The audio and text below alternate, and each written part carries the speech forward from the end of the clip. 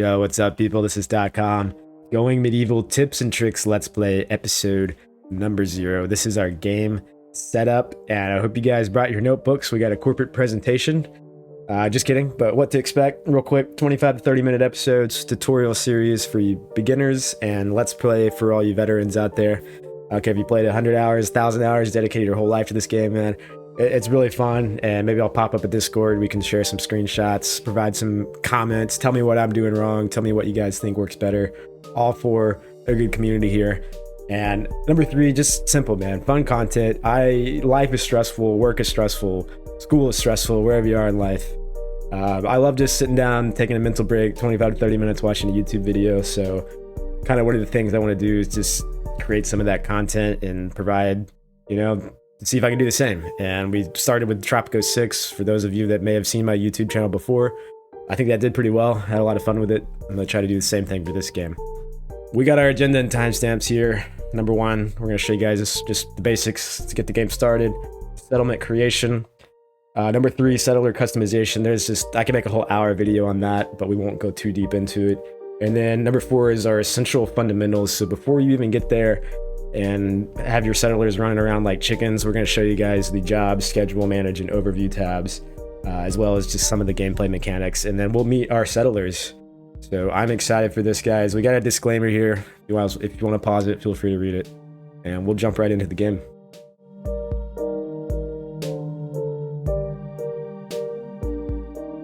Alright, so here we are going Medieval Early Access. This game's been released for a little while, but they keep updating it, man. It's been a lot of fun. I've been playing it on and off for a couple years now. We're just going to jump right into things. New game. There are 3 modes you can do: standard, peaceful, which is no enemy attacks if you just want to focus on building and construction, or survival, where you get attacked more frequently, which does not really sound too fun right now. We're just going to go standard. We're going to leave it on normal difficulty. Tropico 6, I usually play on the hardest difficulty. Maybe we'll come back and do a super hard run for this. Starting conditions. So we have 2 out of the gate: a new life and lone wolf. Lone wolf is just 1 settler. It's just you out there, man. You got a dog with you. We got some limited resources, equipment, randomized settler that generates pretty young, 23 to 28. Or we got a new life, which gives you a starting season in the spring, and you got a little more resources to deal with. Randomized settlers, a couple goats, which are huge. We'll get into that later. If you guys played this before, you know what I'm talking about. We get a cat, more of a dog person, but we'll take the cat. You can also go in here and do all kinds of customization options. We're not going to worry about that right now. Let's go new life. And here we go. This is the scenario. We can roll the dice and get a funny name here. I'm going to actually go Charles, if I could spell it. Charlestown with an E. I'm from Charleston, South Carolina right now. We got snow out on the ground. It's ridiculous. It's not why I moved south. But when we got days off work, I'm just chilling, man, having a good time playing some games. So we're going to name it after Charleston, South Carolina. We got a few options for the map type: valley, hillside, mountain, marsh. Marsh would be realistic here. Mountain, you get more resources like minerals, limestone, iron, all that fun stuff. Valley, I mean, it is what it is. You get mild winters, fierce summers, lesser amounts of iron and salt. We're going to go with the hillside. I do kind of like that option because it's a little mix of both. And we'll crank it up to a large size map because I do like being able to expand and utilize the whole map. So let's click through that. And now we got our settlers here. We can re-roll the group. We can re-roll the character. You can click this button at the bottom and change everything if you want. There's all kinds of stuff here, and I can make a whole nother video on this. But we're not going to go too much into that for right now. We're just going to focus on our skills and our group skills. So we've got Gwen, Mantle, Arlo Wright, Lewis Shackelford. Great name. Love that last name. So Gwen, things to consider here. These stick right out at you, these little star icons. Gwen has 1 star for carpentry, which means she is eager to do some carpentry jobs, and she's got a pretty high skill at it as well, which is great. So she'll be crafting some of our bows, some of our wooden weapons, all that fun stuff.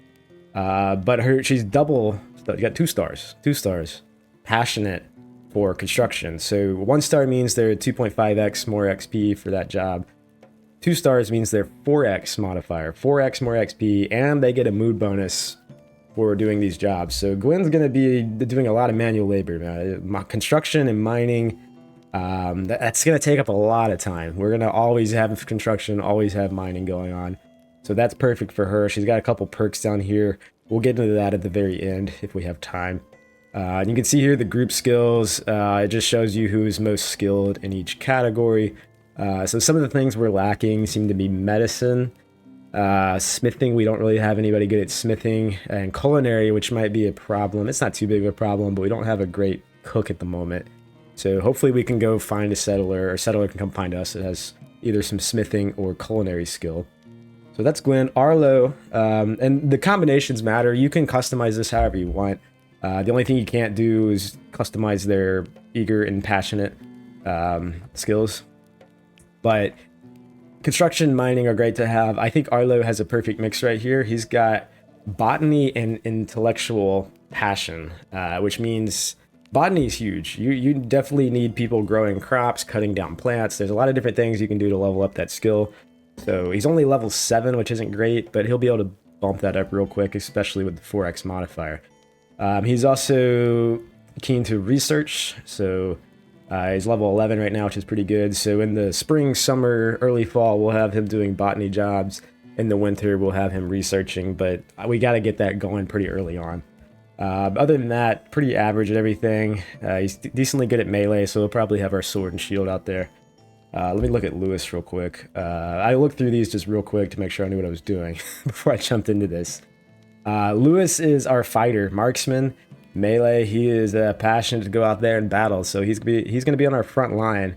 I wish he had a little higher marksman skill, only 10. It looks like Gwen has a 14, which is pretty good, but 10's enough. And he does have melee passion as well, so whatever, he just needs a weapon in his hand, man. He'll do whatever he wants. And then tailoring, he's also double passionate, 2 stars about tailoring. Not double passionate, it's just got 2 stars there, so that's good. It's not essential, but we do definitely need some good clothes. That helps with the mood modifier. So those are our settlers right there. I feel like I was talking a lot through all that. I just wanted to get through that kind of quickly. I could go through a whole video on this if you're new here, but you know, just play around with it. If you've never played the game before, first time you downloaded it and you're watching this video, or maybe you don't even have it yet, go buy it, man. It's such a fun game. And we're gonna get right into it. Charlestown, we got our 3 settlers: Gwen, Arlo, Lewis, standard, normal difficulty, a new life on the hillside. We don't need the tutorial tips. That's what we're here for, hopefully. And we'll let this load here and I'll come right back. The plague had ravaged the British Isles, leaving a trail of destruction in its wake. Untold millions went into an early grave, and those left standing were plunged into poverty, brutally scarred by the horrors they had witnessed. Nothing would ever be the same again. In springtime of the year 1353, definitely medieval times, Gwen, Arlo, and Lewis set off into the wilderness to claim a piece of land as their own, as was their right in the eyes of God and under the law. Here they may lay down the foundations for some kind of future. Perhaps hope will follow. Good land is there for the taking in all 4 corners of this once mighty land. That's different. Usually they've changed this up a little bit. Usually it says the same thing there. Interesting. Anyway, citizens are rebuilding in the hope that the horrors of the past few years can be left behind. It's possible that there will be fighting, drought, sickness, hunger. But what of it? Life goes on, says Arlo, and so must we. Into a landscape of rolling hills and ancient, crumbling forts from the companions trekked. Excuse my reading skills. It's not a work day. Each ascent rewarded Lewis with a view that stretched for many leagues. No enemy approach would go unseen, he thought. They built a camp that would, in time, become the settlement of Charlestown. All right. So, before we're going to click to continue, but immediately after we do that, I'm going to smack the spacebar on my keyboard. Not actually, because it'll really blow up the microphone. But let's do it. Spacebar is pressed. Game is paused. Okay, so the reason why I want to pause the game is our settlers are just going to run around like chickens with their head cut off, and we just need to hold on a second, because number 4 on that agenda, the essential functions, is going to happen right now. Before we even do anything, let's pop open the jobs menu in the very top left. You can see that music might be a little loud. I'll turn it down just a little bit. You can see the game kind of does it for you, where it's putting everything at 3 except for the skills. They are very passionate about or eager about is a level 2. What I'm going to do is just drop everything down to 5 right now, or just drop everything down 2 levels. So there are levels 1 through 5. 1 is the highest, 2 is high, 3 is normal, 4 is low, 5 is lowest. This is just priority level, and they're going to read this. Typically they read it left to right. So if firefight is level 1, they're going to look for anything that's on fire. Hopefully nothing's on fire. And if nothing's on fire, they'll go through the list and find the next lowest number, technically, or highest priority, which for Arlo is going to be grow, harvest, cut plants, alchemy, and research. So that's a lot of stuff going on right there, which is why we need to edit this real quick. And if we do this now, we don't have to come up here and micromanage the jobs all the time. You can also turn this off. So we could turn firefight off for everyone. And if our whole world starts burning, they're not going to do it because we don't have anybody with that skill or that job enabled. So there's no priority. So we need to leave that on. I'm not going to deal with patient, tend, or convalesce or urgent haul right now. We're not going to worry about that. Lewis, interestingly enough, has an unwilling passion or lack of passion to do any type of urgent haul, steward, or hauling jobs. So we're just going to leave that off for him. He's going to get a negative mood modifier. He's going to be really mad that he's doing that. So we'll leave it off. That's fine, Lewis. I was kind of hoping, I didn't realize that was going to happen. So yeah, we'll not mess with the Galler. That's going to be for prisons. Once we build that, we're not ready yet. Hunting, that's a good one for Lewis. So what I'm going to do here, I'm going to start with Arlo and just kind of go through the list. So I think hunting is going to be reserved for Lewis. We're going to knock that off. Construction is always good. We'll leave that on at 5. Fishing, we might kind of micromanage fishing a little bit. We're not going to be always doing that. Animal husbandry, he's got a 26 priority for that. Dog's licking in the background. He's just chilling on the bed. It's just loud when he does that. Animal husbandry, we're going to put that at number 1. The reason why is because we got some goats here that we're going to need to deal with, and I'll explain that in the next episode. So animal husbandry level 1, we'll leave mining at 3.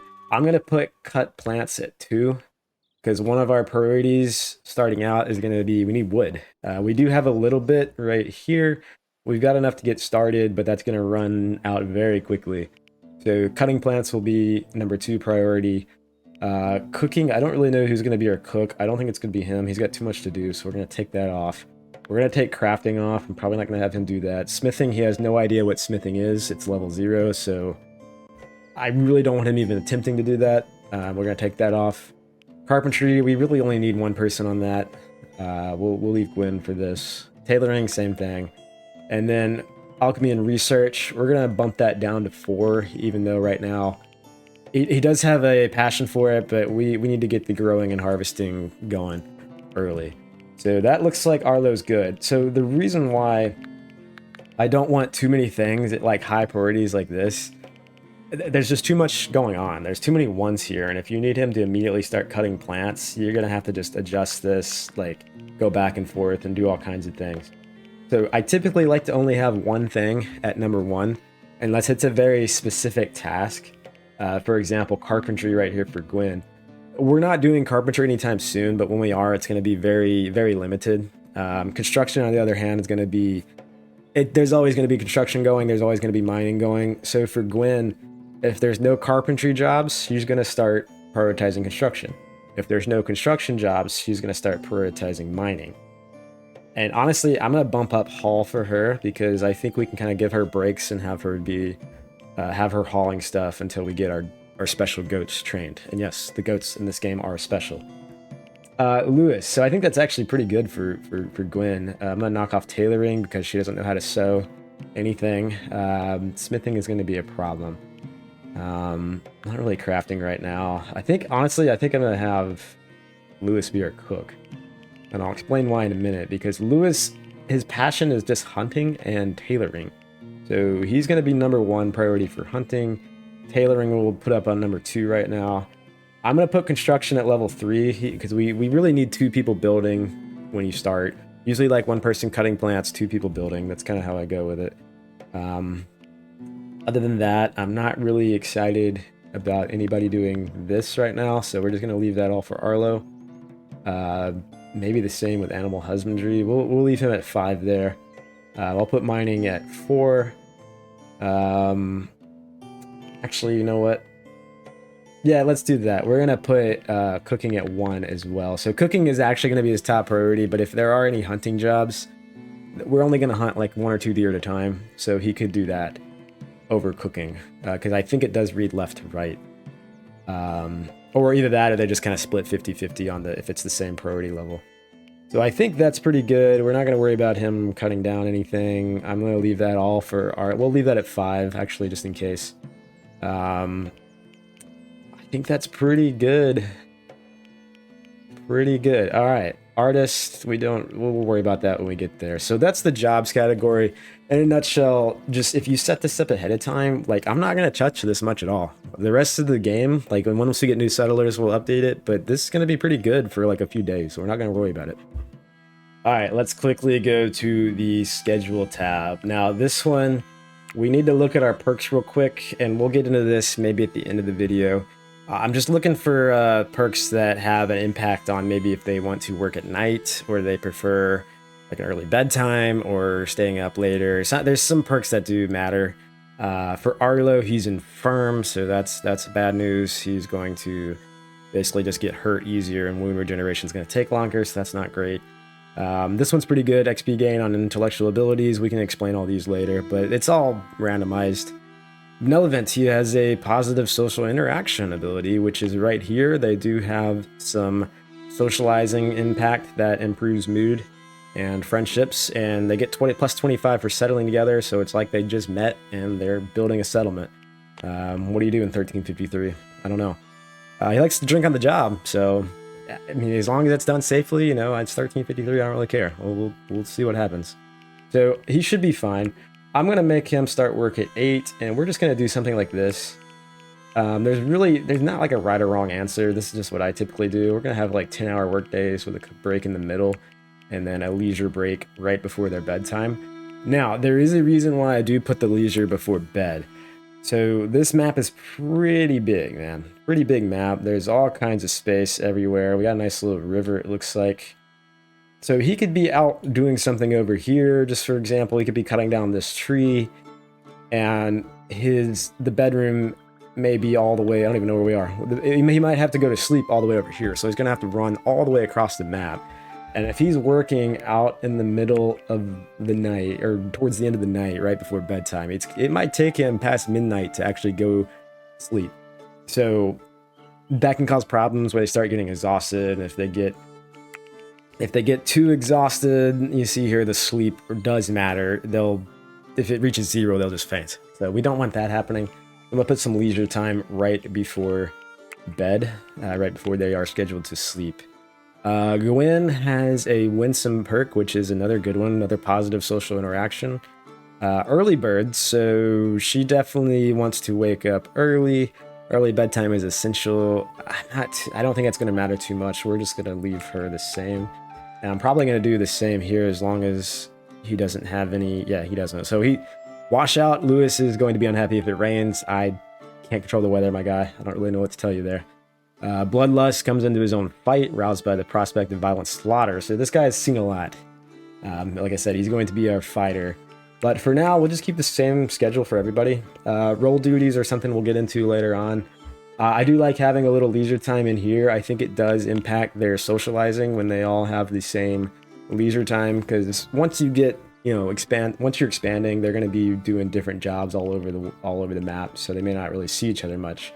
But if you keep this leisure time the same, that'll give them a better chance to interact. And then once we get more settlers, we'll get in here and we'll flip some of these schedules. We'll probably have a couple people on night shift.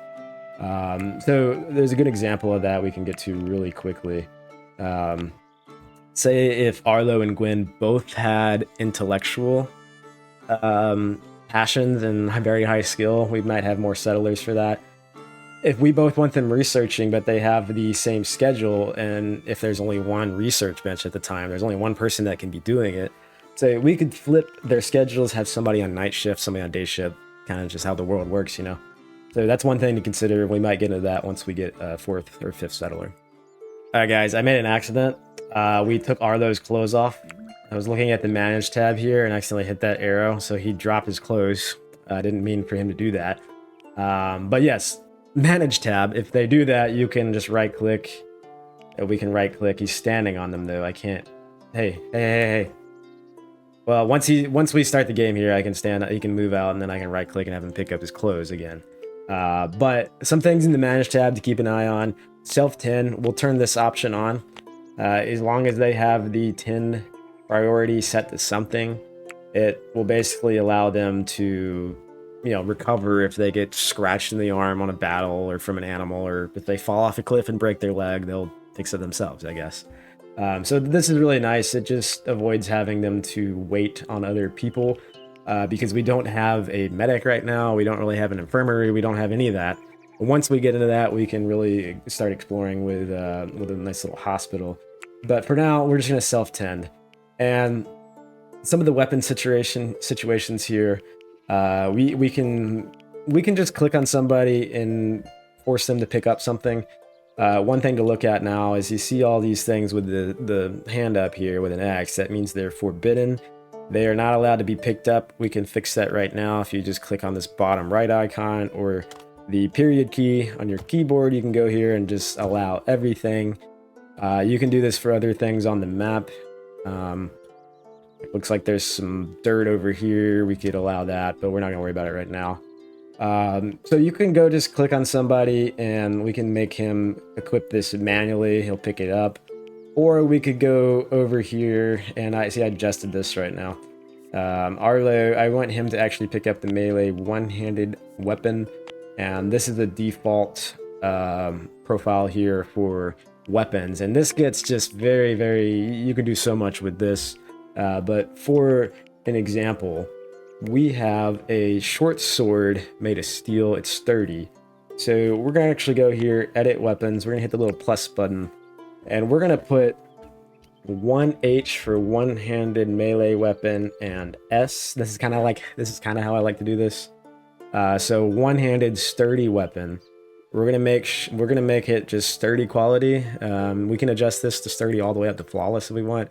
I'm just gonna leave it there at sturdy, and we're gonna make sure it has 50% or better of its hit points. Once it starts to wear out, you see it's got 190, so it's perfectly new. But eventually it'll start wearing out, and we don't want him using a sword in battle that's gonna break. So he will hopefully pick that up if I've done it correctly, or we could just have him manually pick it up. We only have one shield, so I'm just going to go ahead and do that for all shields. But that's basically how you create these profiles. Go in here, hit another plus button. We can do 1HG, which is what I usually like to do for good quality. There's flimsy, there's sturdy, there's good, there's fine, there's superior, there's flawless. So it goes all the way up. And then this should be the same here. Melee, one-handed melee. Perfect. We'll put that back to sturdy. So you can do this for basically everything. I'm not going to go through all of that. Kind of get the idea there. Apparel. I deleted all of my apparel because I had a whole mess here and I didn't want to show that on the recording. But we can do the same thing once we start with our tailoring. But that's kind of all we need to know for managing. For the manage tab, we can specify what kind of food they want. We don't have any cannibals on the island, but we can make them only eat human meat. We can select what stimulants, what drinks they want, or they can have, but we're not going to get that nitpicky right now. We just started. And then armor. We do have one piece of armor, but it has a small effect on movement speed, so I'm not going to equip that for him right now. We will only need that. He needs to put his clothes back on, though. We will only need that when there's an active raid or battle happening. All right, let's quickly go over the overview tab. So this is just basically everything that is in the game. We don't have any prisoners at the moment. We'll get into that later. We can click resources and look for any food, any materials. So for an example, we can go look at materials and there's probably some stuff that we have already that's brought with us. It's perfect.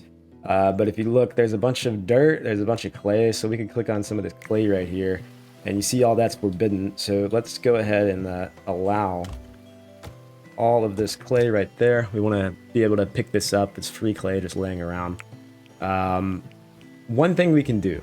Now, there are domestic animals. We've got our goats and magic goats. Again, we'll get into that. We got a nice little cat here. Like I said, I'm more of a dog person, but we can assign the cat to somebody. Let's give that to Arlo. And we can turn on vermin control. I'm not really sure how good that's going to be. Hopefully the cat survives. But one thing I want to look at is wildlife. We're going to need food in this game, right? We could go hunt some of these deers. They're like way out here in the wild, and it's going to take a minute because we're going to have to shoot them with our bow and arrow. Or we'll see if we're lucky here and go to carcasses. And we got a bunch of rat carcasses laying around. We got a bunch of hair, but look at this. We have deer carcass just laying here on the ground. So that is free meat, and it rots in 6 days, so we need to go ahead and pick this up. So it's marked forbidden. Let's allow it. And like I said, we can just do the same thing with all of these and zoom into all of them. There's another one right there. Let's allow it. So this is free food if we just go through and allow all this. And one thing we can do, let's go ahead and mark this for urgent haul. This hand with the up arrow means urgent haul. So we can prioritize bringing that into our stockpile once we have that going, which we obviously don't. And I'm lost. I don't know where I am. Here we are. So that'll get things sped up on the food production process. That way they can go ahead and haul all these deer in. And what we can do, we could set a task to urgent haul. We'll probably bump up somebody to number 1 temporarily. I usually like doing that with urgent hauling.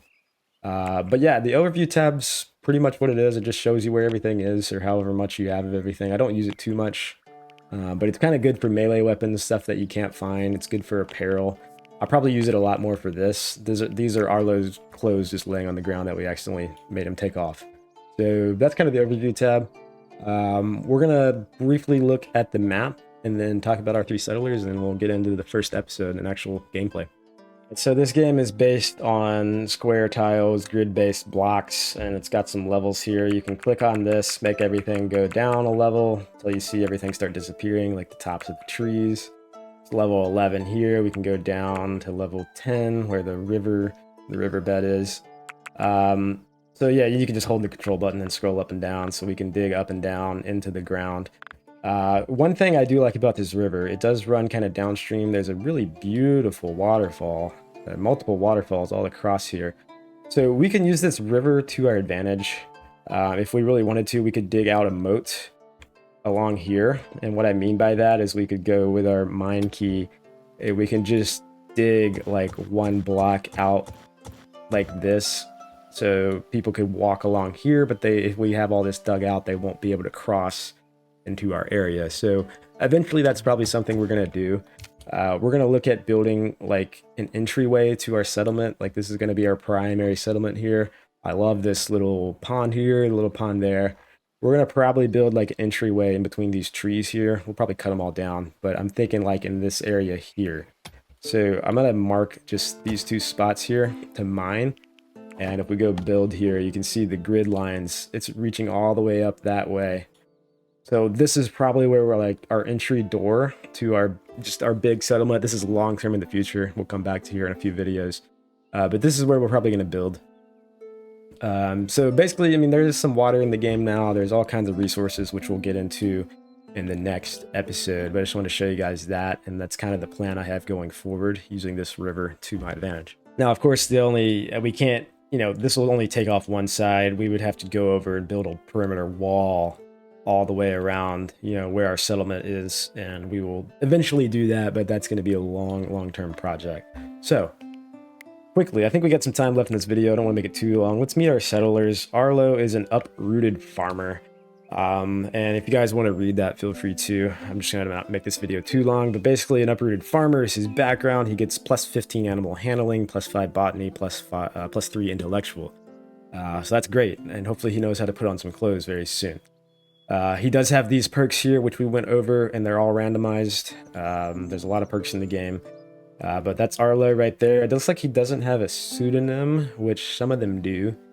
Let's look at Gwen does. Here is Gwen. I guess we could have gone into more info here on Arlo. What is he?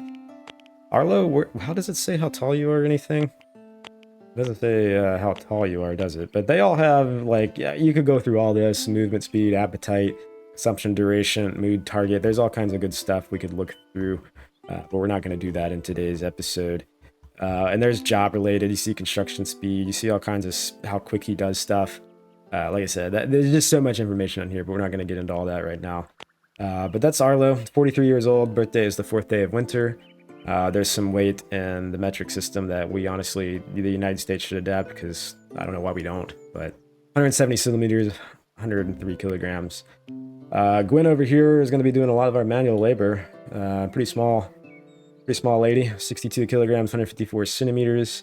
She is a reckless roofer, so not great, but hopefully she knows how to build things pretty stable. Plus 12 carpentry, plus 10 construction, plus 5 mining. It's great. And the Pirate of Thorpe is her pseudonym, which gives her another plus 3 in mining. So there you go for Gwen. Let's look at Lewis over here. He's just standing helplessly looking at nothing. He is a loyal tanner, which means he's got that passion for tailoring, and he's got a little melee combat that he likes. It gives him plus 12 there for tailoring, plus 3 for botany, which I guess good, plus 3 for melee. The Rebel of Scalcot Cumberley. I don't know what that is, but it gives him plus 3 carpentry, but he does not prefer the unskilled labor, so that's where that comes from. It's from his pseudonym.